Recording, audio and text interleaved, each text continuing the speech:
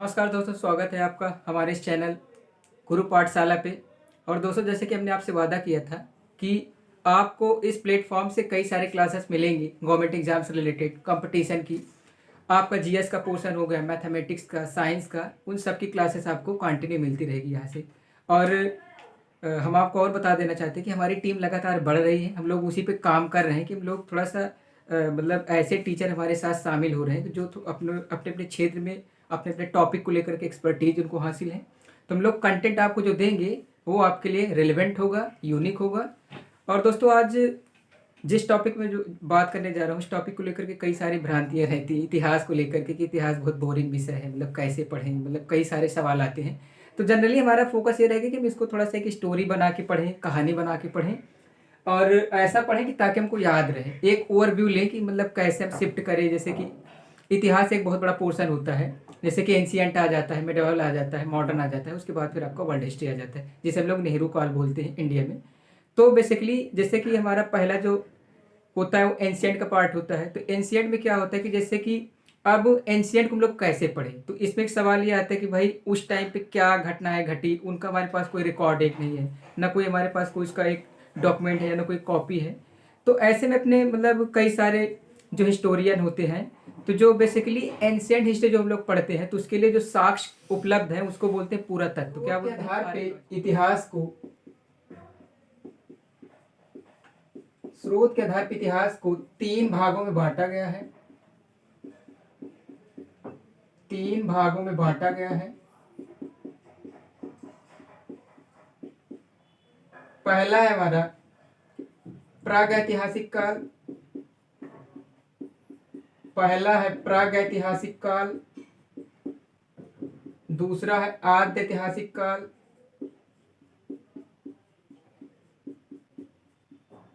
दूसरा आद्य ऐतिहासिक काल। तीसरा है हमारा ऐतिहासिक काल। तो देखिए, स्रोत के आधार पे इतिहास को तीन भागों में बांटा गया है। पहला प्रागैतिहासिक काल, दूसरा आद्य ऐतिहासिक काल, और तीसरा ऐतिहासिक काल।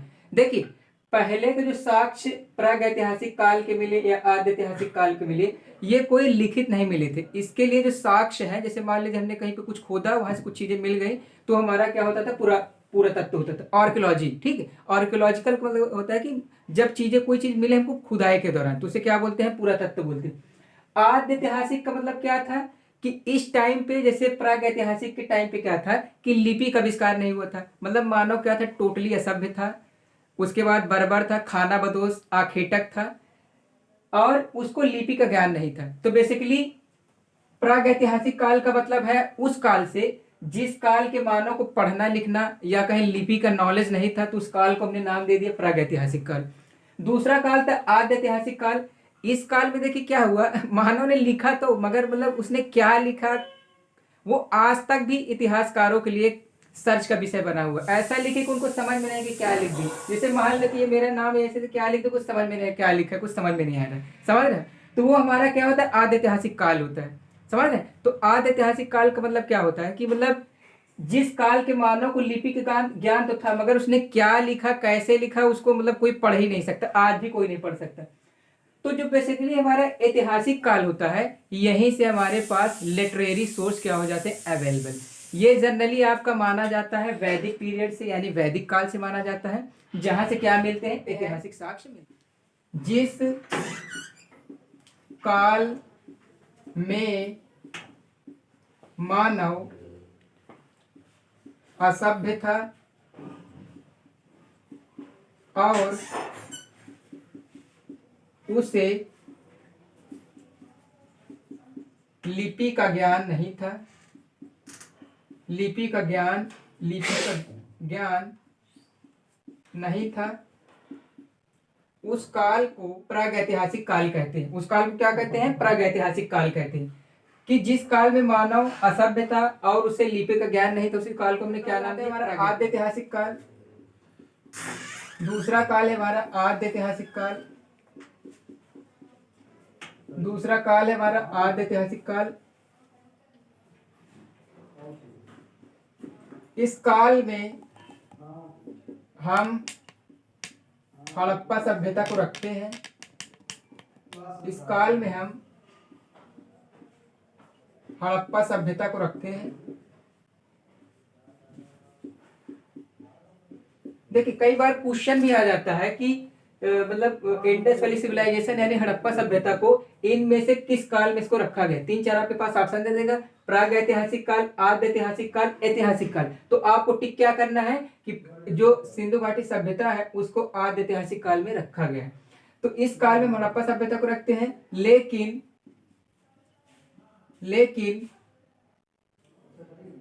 इस काल की लिपि को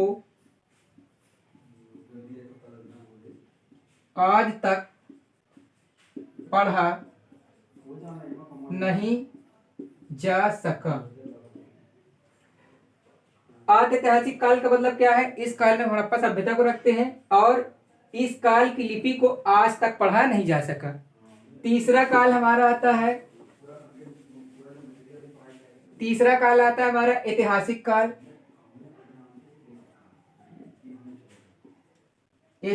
काल। अब देखिए जो हमारे पास इतिहास को जानने के लिखित स्रोत की बात की जाती है तो जनरली माना जाता है हिस्टोरिक पीरियड से। इसमें हम वैदिक काल से लेकर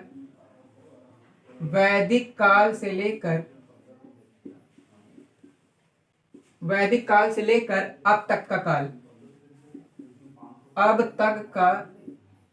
काल।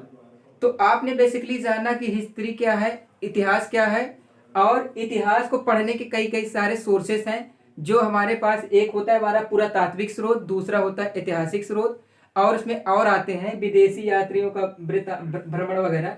मगर जो प्राचीन इतिहास को जानने के स्रोत होते हैं वो मेनली क्या होता है, हमारा पुरातात्विक स्रोत होता है। फिर हमने जाना कि स्रोत के आधार पर इतिहास को 3 भाग में बांटा गया है। पहला प्राचीन भारतीय इतिहास, दूसरा मध्यकालीन, तीसरा उसके बाद आधुनिक हो जाता है। मगर जो प्राचीन भारतीय इतिहास को जानने के स्रोत के आधार पर 3 भागों में, पहला प्राग ऐतिहासिक काल, दूसरा था हमने बताया था आद्य ऐतिहासिक काल, तीसरा हमारा था ऐतिहासिक काल। प्राग ऐतिहासिक काल में हमने जाना कि प्राग ऐतिहासिक काल एक ऐसा काल था जिस काल के मानव को लिपि का नॉलेज नहीं था। उस काल में मानव टोटली असभ्य था, खाद्य संग्राहक था, आखेटक था। उसके जीवन का केवल एक उद्देश्य था, भोजन की प्राप्ति। और दूसरा हमारा था आद्य ऐतिहासिक काल, जिस काल में हमने आपको बताया कि इसमें हमने किसको रखा है, हड़प्पा सभ्यता को रखा है। और तीसरा हमारा क्या होता है, ऐतिहासिक काल, जिसमें हमने वैदिक काल को रखा है। और ये हमारा अब तक का काल क्या है, ऐतिहासिक काल है। अब आइए देखते हैं कि प्राग ऐतिहासिक काल। देखिए प्राग ऐतिहासिक काल जो है, प्राग ऐतिहासिक काल जो है हमारा, प्राग ऐतिहासिक काल जो है, इसके भी 3 पार्ट बनाए गए हैं। प्राग ऐतिहासिक काल में भी जनरली हम किसको रखते हैं, पाषाण काल को। इसमें भी हमारा पहला है पूरा पाषाण, दूसरा है मध्य पाषाण काल, तीसरा है हमारा नवपाषाण काल। ठीक, तो जो प्राग ऐतिहासिक काल जो है इसमें बेसिकली किसको रखते हैं, पाषाण काल को। पाषाण काल कहने का यहाँ पे अर्थ ये है कि उस समय मानव क्या हथियार यूज करता था। तो उस आधार पे, धातु के आधार पे इसको हमने 3 पार्ट में डिवाइड किया है, पूरा पाषाण काल, मध्य पाषाण काल और नवपाषाण काल। हमने यहाँ पे पूरा नहीं लिखा है, आप लोग थोड़ा सा इसको देख लीजिए, हिंट बता दे रहे हैं आपको। ये पूरा पाषाण काल है, ये मध्य पाषाण काल और नवपाषाण काल। बस थोड़ा सा जानकारी सुन लीजिए। अब देखिए पूरा पाषाण काल, मध्य पाषाण काल और नवपाषाण काल, ये हमारा बेसिकली किसका है, प्रागैतिहासिक काल का है। ठीक है, अब देखिए इसमें आपको क्वेश्चन जैसे कैसे पूछता है। अब जैसे मान लीजिए कि पूरा पाषाण काल के स्थल कौन कौन कहाँ से मिले हैं, मध्य पाषाण काल के स्थल कहाँ से मिले हैं, नव पाषाण काल के स्थल कहाँ से मिले। कभी कभी इस तरह से क्वेश्चन आपसे क्या कर देते हैं, पूछ देते हैं। और कभी कभी क्वेश्चन क्या पूछता है कि प्रागैतिहासिक काल में बेसिकली क्या आता है, तो पाषाण काल आता है। क्या आता है, पाषाण काल। पाषाण काल इसी को क्या बोलते हैं, स्टोन एज। क्या बोलते हैं, स्टोन एज, स्टोन एज। ठीक, तो मतलब जिस समय मानव हथियार के लिए या कहें औजार के लिए टोटली किस पे निर्भर था, पत्थर पे, तो उस काल को हमने क्या नाम दे दिया, पाषाण काल, स्टोन एज।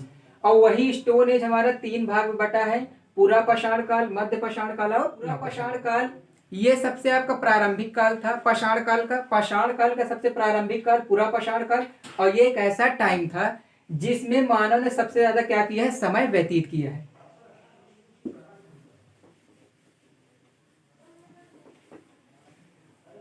अब देखिए, अगर इसके साक्ष्य की बात की जाए तो आपका तमिलनाडु में एक जगह है अतिरम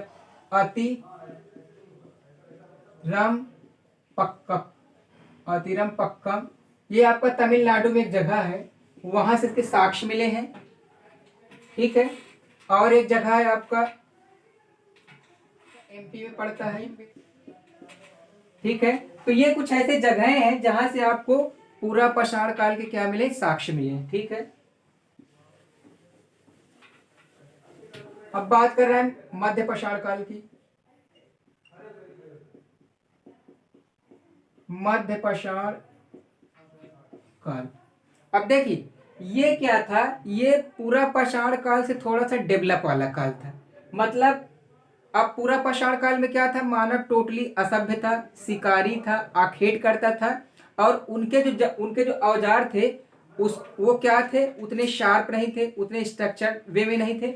मगर जब मध्य पाषाण काल आता है तो यहाँ से क्या होता है कि पशुपालन स्टार्ट हो जाता है। प्रॉपर तो नहीं स्टार्ट होता, मगर यहीं से क्या होता है, प्रारंभ हो जाता है, और इसी का हमको विकसित रूप जाकर के नवपाषाण काल में मिलता है। तो बेसिकली ये ऐसा काल होता है। अब देखिए, इससे क्वेश्चन कभी कभी पूछता है कि किस काल के औजार को माइक्रोलिथ बोलते हैं। तो मध्य पाषाण काल में औजार जो बनाए गए थे उसे माइक्रोलिथ कहते हैं। ठीक है, तो अगर आपसे ऑब्जेक्टिव क्वेश्चन पूछे कि किस काल के औजार को माइक्रोलिथ नाम दिया गया आपसे, तो उसमें ऑब्जेक्टिव रहेगा कि पूरा पाषाण काल, मध्य पाषाण काल, नव पाषाण काल। तो आपको क्या टिक करना है, मध्य पाषाण काल। कि मध्य पाषाण काल में जो औजार बनाए गए थे उसे हमने क्या नाम दिया था, माइक्रोलिथ नाम दिए गए थे। इतनी बात क्लियर। आगे देखिए, इसी काल में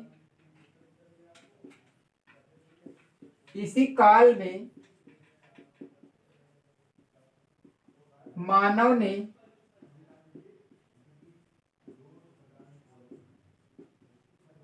पशुपालन प्रारंभ कर दिया था। ठीक, ये भी आपको ध्यान में रखना है कि इसी काल में मानव ने पशुपालन क्या कर दिया था, प्रारंभ कर दिया था। लेकिन पूरी तरह से पशुपालन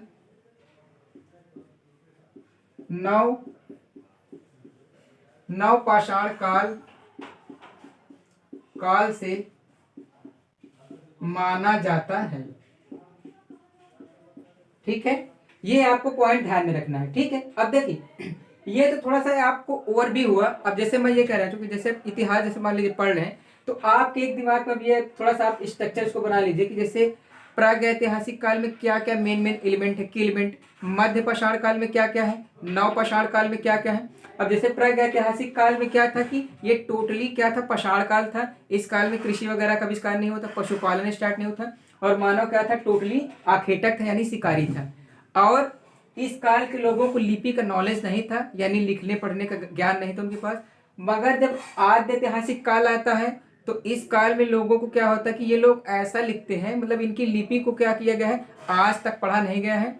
और जो हड़प्पा सभ्यता है उसको हम आद्य ऐतिहासिक काल में ही पढ़ते हैं। ठीक है, उसके बाद फिर हमने जाना था कि ऐतिहासिक काल में क्या था कि जो वैदिक काल है, यानी जिस काल में क्या होता है कि उत्तर वैदिक काल जब आता है तो उस काल में क्या हो जाता है, लोहा की खोज हो जाती है। और वो फिर हमारा ऐतिहासिक काल जो होता है वो वैदिक काल से लेकर के अब तक का काल क्या होता है, ऐतिहासिक काल। तो देखिए ये क्या है, ओवरव्यू। फिर मैंने आपको बताया कि अब इसको क्या करिए, अब कैटेगराइज कर लीजिए कि प्रागैतिहासिक काल में 3, आपका पाषाण काल में पूरा पाषाण, मध्य पाषाण और नवपाषाण काल। पूरा पाषाण काल में हमने आपको बताया था कि ये एक ऐसा काल था जिस काल में मानव ने सबसे ज्यादा समय बिताया, ठीक है। उसके बाद तमिलनाडु में एक जगह है, मैंने बताया उसको आपको, भीमबेटका है, जहां से रॉक पेंटिंग मिली है, ठीक है। कुछ साइट्स हैं जिससे हम क्या करते हैं कि पूरा पाषाण काल के बारे में जानकारी इकट्ठा कर लेते हैं। अब देखिए मध्य पाषाण काल में जैसे एक जगह है हथनौरा, हथनौरा है, ये एमपी में है। दूसरा है सराय नाहर, उसके बाद बागौर, उसके बाद महदहा, ठीक है। ये कुछ ऐसे क्या है स्थल है जहां से मध्य पाषाण काल के क्या मिले हैं, साक्ष्य मिले। क्या मिले हैं, साक्ष्य मिले, ठीक है। काल, अब देखिए इसको लिखने से पहले समझ लीजिए ये काल क्या था, क्रांतिकारी काल माना जाता है। क्यों? क्योंकि एक घुमंतु मानव, एक असभ्य मानव क्या था कि पहले क्या करता था कि वो भोजन की तलाश में क्या करता था, ट्रेवल करता था एक जगह से दूसरी जगह पे।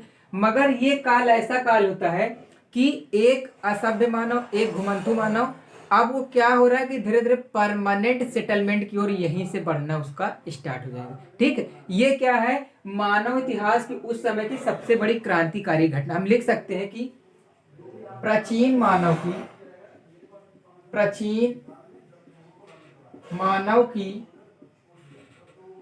क्रांतिकारी घटना, क्रांतिकारी घटना। यहीं से मानव सभ्यता की ओर, यहीं से मानव सभ्यता की ओर और स्थायी निवास की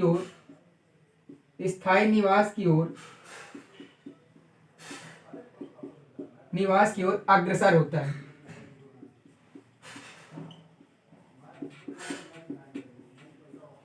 ठीक है, ये आपको थोड़ा सा समझना है कि ये एक ऐसा काल होता है कि इस काल में क्या होता है, प्रॉपर कृषि का आविष्कार हो जाता है, पशुपालन पूरी तरह से हो जाता है, ठीक है। और क्या है कि मानव की सबसे बड़ी क्रांतिकारी घटना होती है। अब यहीं से मानव क्या होगा, धीरे धीरे परमानेंट सेटलमेंट की ओर, यानी कि स्थायी निवास की ओर क्या होगा। इस काल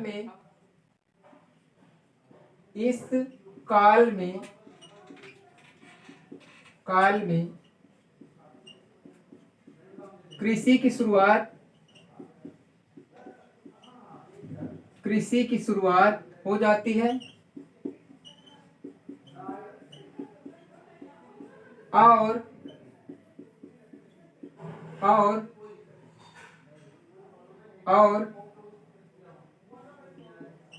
स्थायी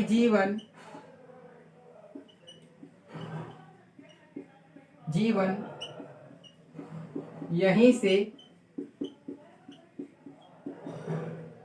प्रारंभ होता है, ठीक है। तो अपने आप में ये क्या था, बहुत बड़ा ही क्रांतिकारी काल। तो थोड़ा सा आप इसको क्या करें, लिंकअप पढ़िए। देखिए इतिहास में परिवर्तन कि कैसे कैसे चेंजेस आते गए, और बेसिकली इतिहास में परिवर्तन को ही पढ़ते हैं, ठीक है। कि कैसे हम प्रागैतिहासिक काल से आद्य ऐतिहासिक काल में आ जाते हैं, आद्य से कैसे हम ऐतिहासिक काल में आ जाते हैं, ठीक है। अब प्रागैतिहासिक में क्या था कि पहले पत्थर, ठीक है। अब उससे क्या हो, धीरे धीरे आग का आविष्कार हो जाता है, ठीक है। तो जो लोग, अब देखिए, अब पहले क्या होता था कि आदि मानव, प्राचीन मानव वो कच्चा मांस खाता था। जब आग का आविष्कार उसने कर लिया तो क्या करने लगा कि मांस को पकाकर खाने लगा। आग का आविष्कार हो जाएगा, खेती स्टार्ट हो जाएगी, तो क्या करेगा कि मानव, अब देखिए, अब बेसिकली एक ये होता है कि जैसे अगर आप कहीं पे खेती करेंगे तो वहां पे आपको कम से कम 5-6 महीने तो प्रॉपर वहां पे रुकना होगा। तो यहीं से क्या होता है कि मानव धीरे धीरे क्या हो रहा है, स्थायी जीवन की ओर क्या हो रहा है, अग्रसर। क्वेश्चन आए तो इससे क्वेश्चन ये हो सकता है कि एक तो कृषि का आविष्कार आपसे पूछ सकता है, खेती की शुरुआत, पशुपालन। दूसरा कुछ इसके स्थल है, उससे आपसे क्वेश्चन पूछ सकता है। हम यहाँ लिख सकते हैं प्रमुख स्थल, प्रमुख नव पाषाण स्थल। अब देखिए इसमें हम लिख सकते हैं जैसे कि बुर्ज होम, यह हमारा कश्मीर में है।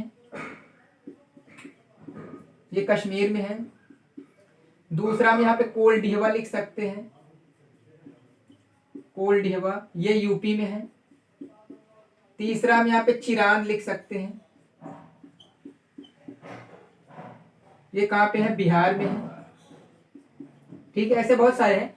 तो देखिए बुर्जहोम, कोलढिवा, चिरांद, ये कुछ क्या है, मेजर साइट्स हैं जो कि नवपाषाण काल में क्या है, मिले हुए। अब देखिए बुर्जहोम से क्या मिला है, गर्तावास मिला है। गर्तावास का मतलब देखिए कश्मीर में एक बुर्जहोम नामक की जगह है, वहां पे क्या होता था कि जैसे अगर कोई मालिक मर जाता था तो उसको और कुत्ते को एक साथ दफनाया जाता था। तो यहाँ से क्या मिला है, गर्तावास मिला है। क्या मिला है, गर्तावास। कभी कभी क्वेश्चन पूछ लेता है कि गर्तावास कहाँ से मिला है, तो आपको क्या बताना है कि जो गर्तावास है वो कश्मीर में एक जगह है बुर्जहोम, वहीं से क्या मिला है, गर्तावास का साक्ष्य मिला है। गर्तावास का मतलब होता है गड्ढा जहाँ पे कुत्ता जो होता था, क्योंकि मानव द्वारा पाला गया सबसे पहला जानवर क्या था, पालतू कुत्ता था। तो वही कुत्ता क्या करता था, गड्ढे बना करके रहता था। कोलढिवा से आपके चावल के साक्ष्य मिले हैं और चिरांद से आपके क्या मिले हैं, बोन्स मिले हैं। ठीक है, ये कहाँ पे है, आपका बिहार में पड़ता है। ठीक है दोस्तों, तो आज के लिए बेसिकली इतना ही, और आशा करते कि आपको हमारा पढ़ाया हुआ समझ में आए। अगर अच्छा लगे तो आप हमें अपना रिव्यू बताइए और ज़्यादा से ज़्यादा लोगों को जोड़िए।